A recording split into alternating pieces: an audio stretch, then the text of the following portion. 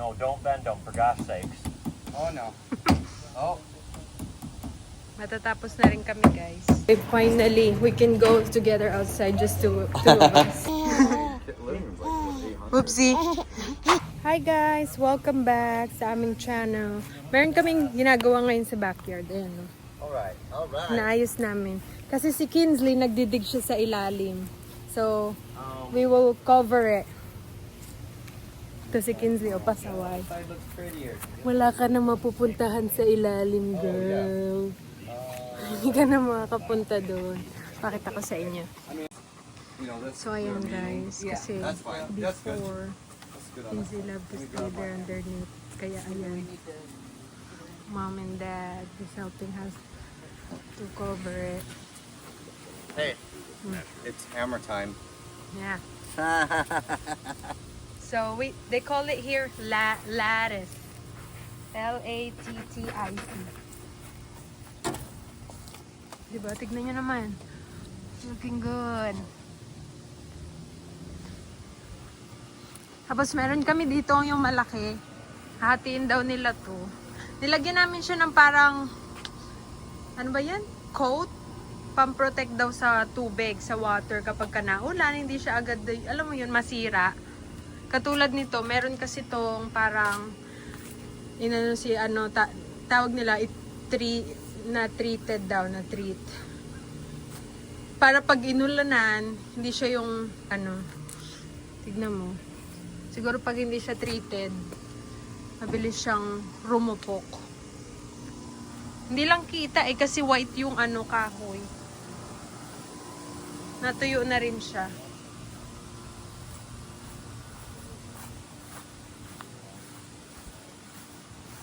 Kanina pa kami dito guys nagagawa.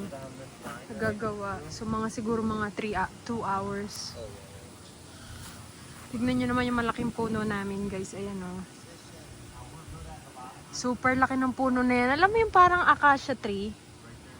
May puno yung kapitbahay namin pero malaki din. Ayan o. Pero parang yung sa amin, ang laki-laki. Ay, hindi, parang parehas lang. Tapos, ayan o. Meron din siya niyan. Ayan. Oh. No, don't bend them, for gosh sakes. Oh no. Oh. Matatapos na rin kami guys. No, that... So, baka mag-as na naman kayo. Nasaan si Ellie? Ito po si Ellie. Natutulog siya. So, titignan lang namin siya. You're secure on Sa your may camera. Tulog pa rin ang baby. Kaya maya-maya tinitignan, chinecheck ko yung camera kasi baka gising na siya, umiiyak. Para ma-check namin kahit nasa labas kami. So, ito yung side ng ano, nung ilalim. Concrete siya yung ito dito.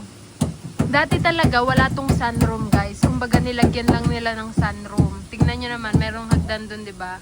Dati talaga ano lang siya yan, yung may hagdan. Tapos labas na agad, backyard na agad. So yung dating owner, nilagyan nila ng sunroom. Ayan. Ayan yung sunroom. Pasensya na sa mga kalat, hindi pa namin nalilinis kasi naayos pa namin. Hi guys! So, after naming ayusin yung ano, yung sa may sunroom nga, nag-gym kami ni Travis. Tapos, nandito kami ngayon sa Target. Punta kami ng Target. Let's see kung meron silang mga deal ngayon, guys.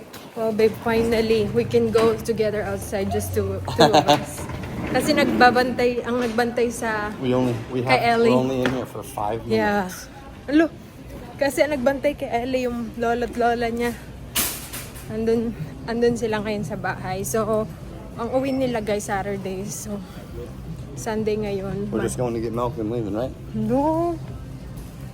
Okay, you grab that. I'm gonna check here. Okay, we'll make one lap. Okay, hang on. A few moments later. Okay guys.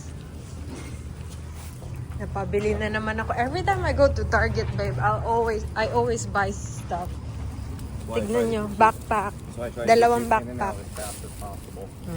Kaya hinahatak niya na ako kanina. Baka daw mapadami na naman yung bibilin ko.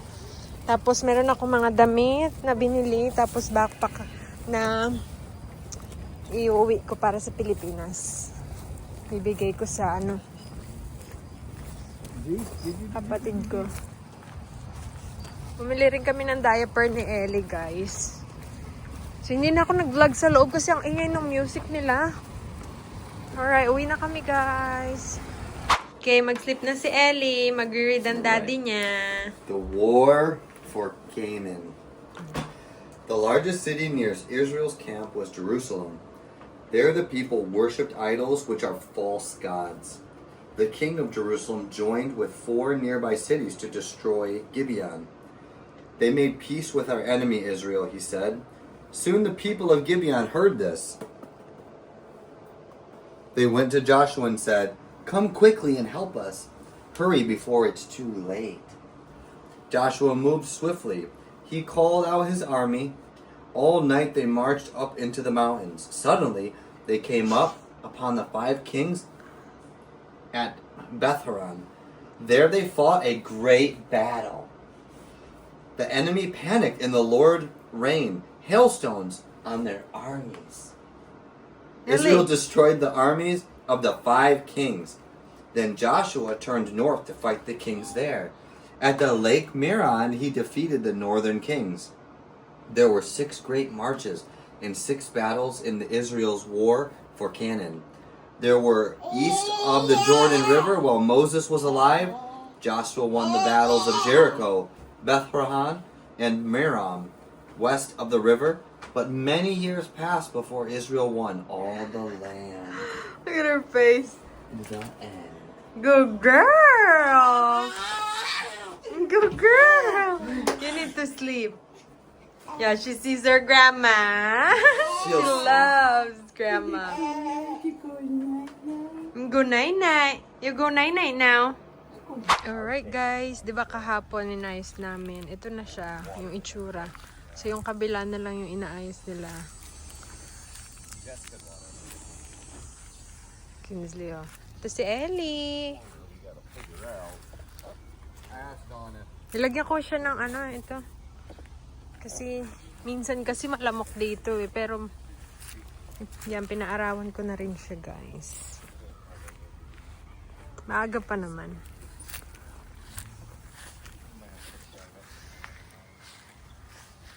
Maganda yung ngayon, guys. Yung araw. Panahon. Di sobrang init. So, tatapusin lang namin yan, guys. And then, may appointment pala si Ellie ngayon. Araw. Ano niya, tawag nito? PD appointment niya, no? So, ayan, guys. So, may appointment kami ngayon, guys. Kay Ellie. PD appointment niya. Wow! First time ko makapunta dito sa furniture store sa NEX. Umaan muna kami kasi maaga pa. Alas 2 talaga yung namin. You guys buy me this one? Sure. How much is that? Hey, do you have room for that? Holy cow! Another bigger? That doesn't fit or... This is nice. Look at that. That's nice. 25%. Look at this, babe. That's nice. Ooh, 2,700. I mean, huh? Yeah, that doesn't look too bad. Right. A little bigger, yeah. You don't like that? Not comfortable. Titingin-tingin muna kami, guys, and then punta kami sa appointment ni Ellie later. So, naghanap kami ng nursing chair, guys. Ito, maganda siya, comfy. Kasi tignan nyo naman ang lambot, oh. Nagustuhan din siya ng in-laws ko. Tinrain nila. Maganda siya. Diba? Dito sila kasama namin. Okay, may nakita kaming isa, but 600 plus siya, guys. Pero may 25% off naman siya. I think this one here, is non-tax, right? There's no tax. Right, because it's any next. Yeah, look. Kasi ito, recliner din siya, pero hindi siya comfy. Tama ba? Recliner? Parang hindi. Hindi eh. Ito. Ito maganda. Ito maganda. Tapos, Ito, super comfy din siya guys. Ayan. Yung kanina, pinakita ko sa inyo. Dun siya nagtitingin ng couch. Yeah, oh. No, that came with me from my old house. Oh, it's Sarasota. Yeah. Oopsie. May appointment ikaw ngayon. We had sat in it once Oopsie. hard and it went. Oopsie. Oopsie, oopsie. I do like this. 471. Korot. Not bad. That's really cheap. That couch. Oopsie. Living room's like 800. Oopsie. Oopsie. Just that one. No. No, that doesn't do nothing. No, does this side do that? Oopsie, I think oopsie. so. It does. Oopsie. Oops. Oh. Okay guys, dito na kami. Pili niya appointment niya ngayon. So tayo sa loob. So guys, nandito na kami. Na-check-in. Ay. So mag-aantay lang kami tawagan yung name namin. Tapos ayun. Yung normal na ginagawa nila, titimbangan nila si Ellie. Tapos si mom and dad, nag-antay sila sa labas kasi saglit lang naman talaga yung PD appointment namin. As in, super saglit lang. So, ayun lang ang ating vlog for today, guys. Thank you for watching. See you again next time. Bye!